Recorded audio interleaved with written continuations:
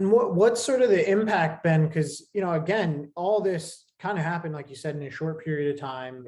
I mean, just like an unrivaled amount of discovery and understanding kind Yes. of unveiling itself. So what's been the impact on the day-to-day care of patients? I know, like you said, obviously it was almost essentially it's a terminal illness without therapy, but how just over the past couple of years, as each one of these therapies has come to market, how's that sort of impacted the day-to-day approach to treating patients? Yeah, I think that is an evolving story for sure. Part of the challenges with drug development in this disease space is that it is a relatively uncommon illness. And so getting drug to patients can be quite a challenge. First, identifying the patients who need treatment, then selecting appropriate treatment for that patient, and then getting it authorized through an insurance provider.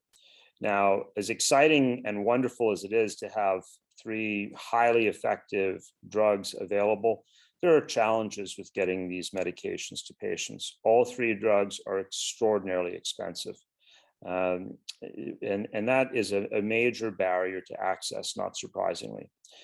So we're seeing a gradual take up of use of these products, but I think a lot of people who manage MS care are still using empirically derived therapies like mycophenolate mofetil, azathioprine, and rituximab, as well as daily chronic prednisone for treatment of NMO. And so for newly diagnosed patients, I think they're going to be offered perhaps more frequently the newer treatments, but there are still major barriers of access that have to be overcome.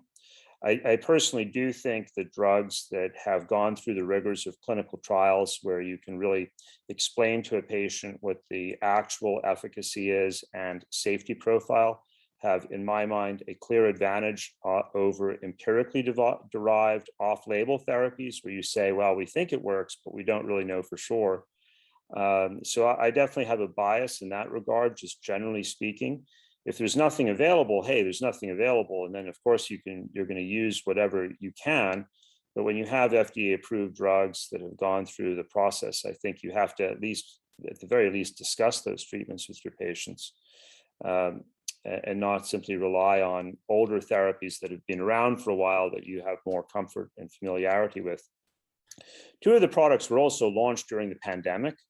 And I would say that has been a major inhibitor, because normally when a product is launched, there's some fanfare around it and you get to hear about it at meetings. And, that element is simply being missing from this entire experience. And I think that is a challenge, getting the word out, having clinicians become familiar with use of the drugs, what their ins and outs are. Each of them has unique features with respect to route of administration, frequency of administration, what you need to know about the products to provide them safely.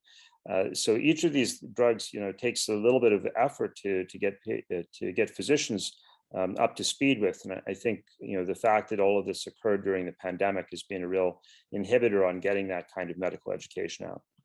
Yeah.